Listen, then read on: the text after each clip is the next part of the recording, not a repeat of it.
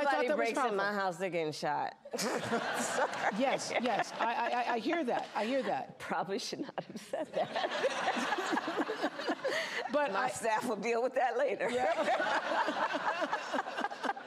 But you have been a gun owner for a while.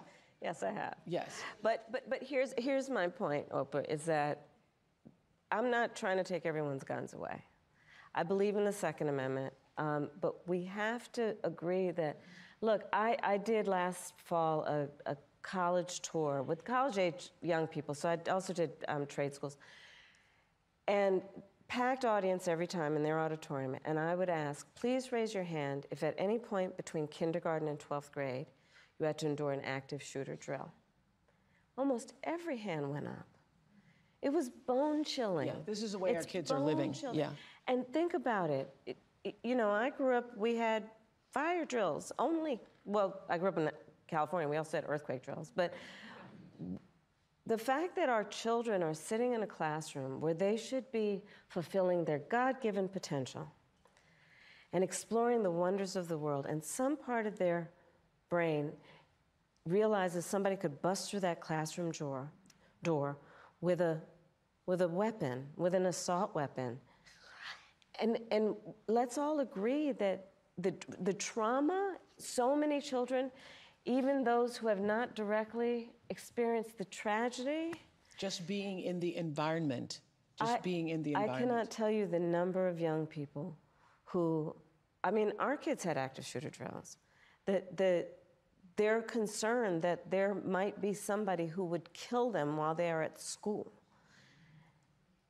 This is not the sign of a civil society, and it doesn't have to be this way. It does not have to be this way.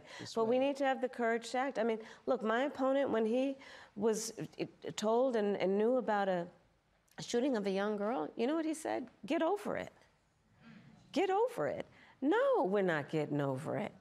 No, and to the point, everyone should have a sense of collective responsibility for the children of our community. Yes. And understand their right to live and be safe. I have personally prosecuted homicide cases. I know, I've seen autopsies. I've seen what these weapons do to the human body.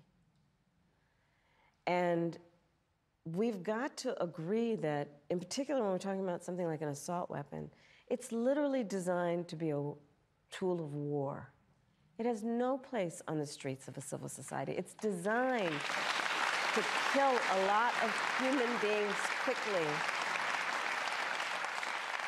And there are things we can do. I mean, thankfully, over the last 3 years, we've done some, but it is common sense. It just seems like common sense we would see this. We would see this. I think and so. I think that the majority of Americans agree with you that we do not want assault weapons in the hands of children and other people who have no business with those types of weapons.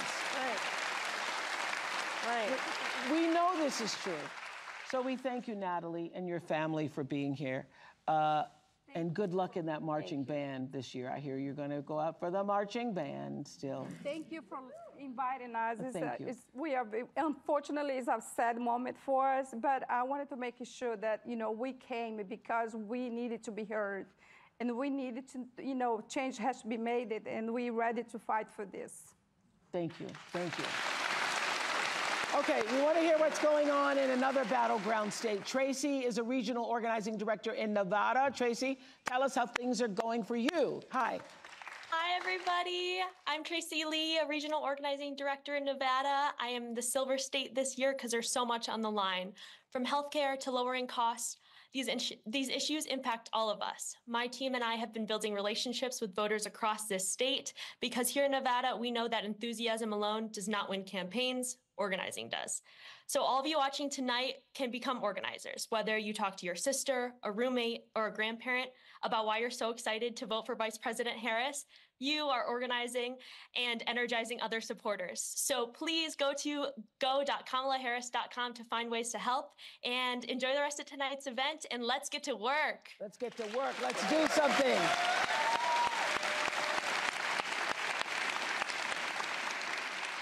Meryl Streep, hello. You and I.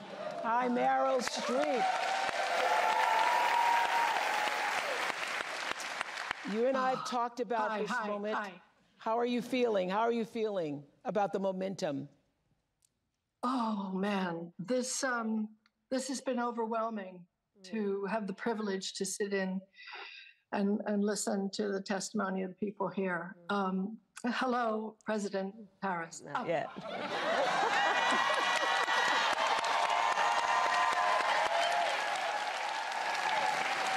47 days. 47 days, yes. From my mouth to God's ear. And hello, Oprah.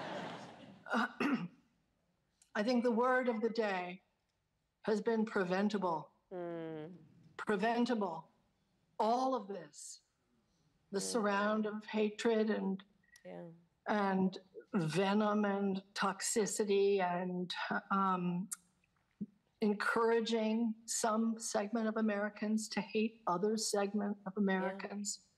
It's just crazy, and nobody wants it. We're done. That's right. We're done with it.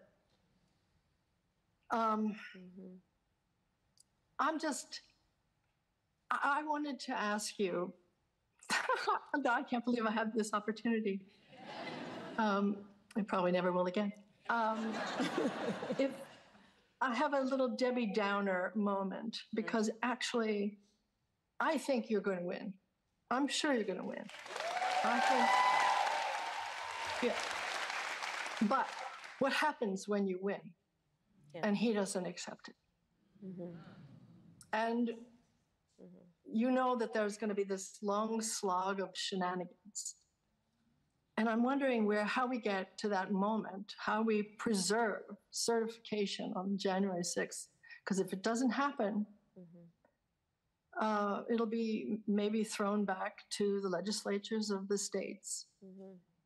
And I've been working with state government citizens campaign, which is sgcamerica.com. So they're great. They're doing the unglamorous down ballot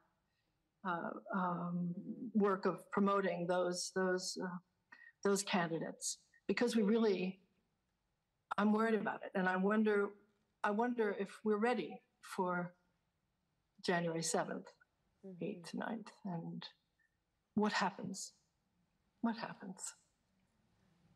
So we will be ready, but just taking a step back, and thank you, Marilyn, for the gift that you give, your talent, your creativity.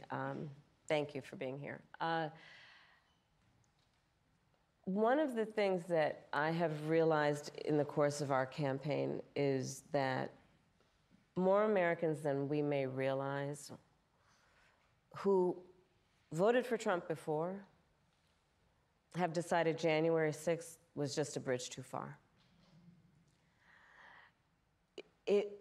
When we reflect and think about what January 6th was, where the President of the United States, sitting in the Oval Office, incited a mob, a violent mob, to attack the United States Capitol, such that 140 law enforcement officers were injured, some were killed.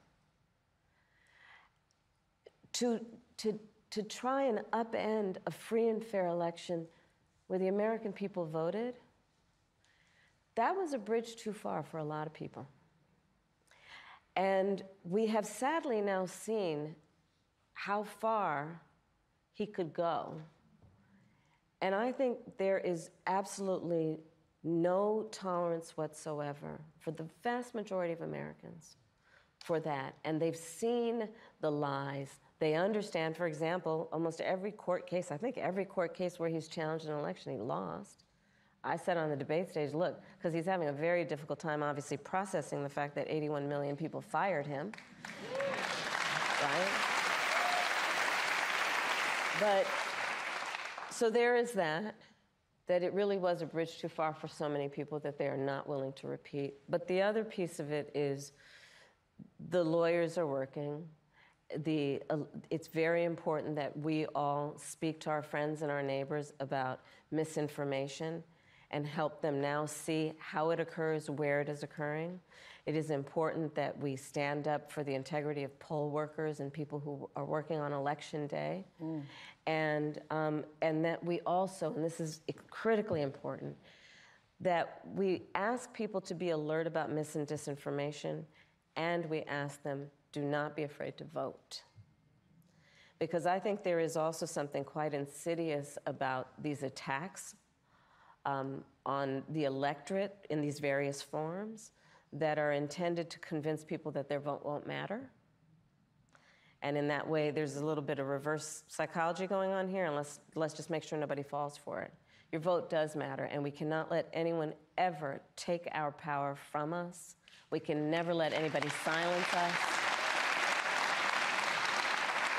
And when we get those votes out, starting soon, early voting is already going to start this week, I think, through November 5th, and let's make sure everyone votes, and we are going to have a good election day. We're going to fight for the integrity of the people's voice and for our democracy. And, you know, I'll just mention earlier, a couple of folks talked about what this means in terms of the world. You know, as vice president, I've met over 150 world leaders, presidents, prime ministers, chancellors, and kings.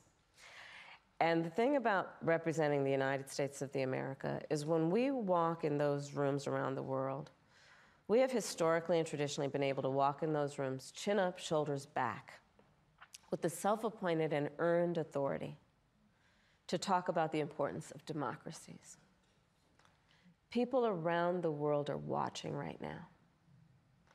Because you see, the thing about walking into a room and being a role model is people watch what you do to see if it lines up with what you say.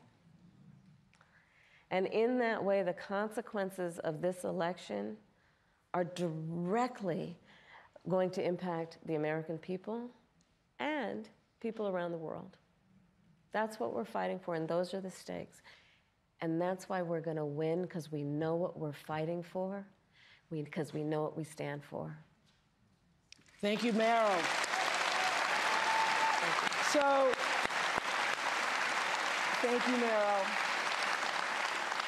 What is on your heart to say to the American people as we have 47 days until November 5th? What's on your heart? To say to particularly those people who are still undecided, or maybe indifferent, or on the fence still? We love our country. I love our country. I know we all do. That's why everybody's here right now. We love our country. We take pride in the privilege of being American. And this is a moment where we can and must come together as Americans, understanding we have so much more in common than what separates us. Let's come together with the character that we are so proud of about who we are, which is we are an optimistic people. We are an optimistic people. Americans, by character, are people who have dreams and ambitions and aspirations. We believe in what is possible. We believe in what can be. And we believe in fighting for that.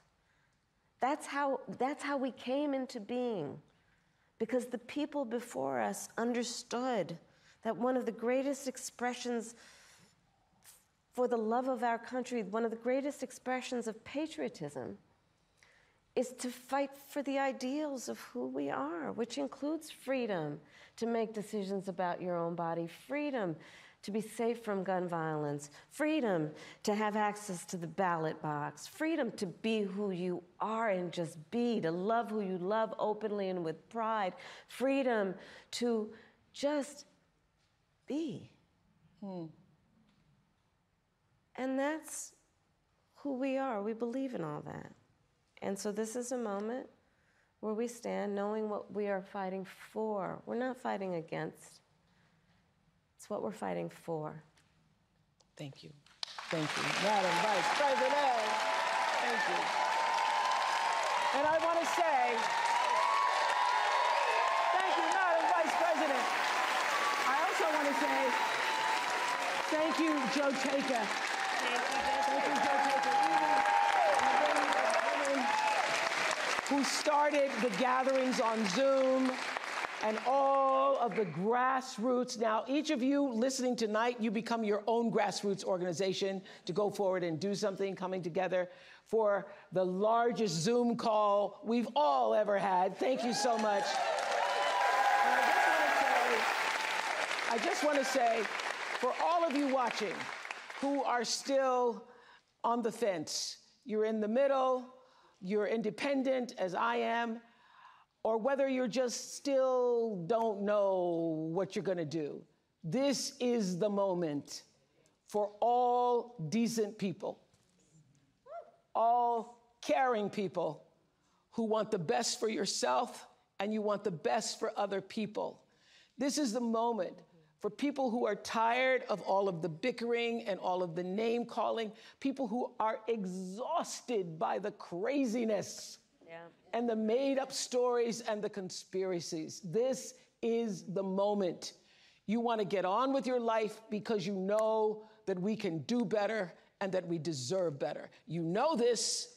I know you know this. I know you feel this. I know this is what you're saying amongst yourselves. It's in all the conversations that we're having, that you're having. And we're better than this. We're better.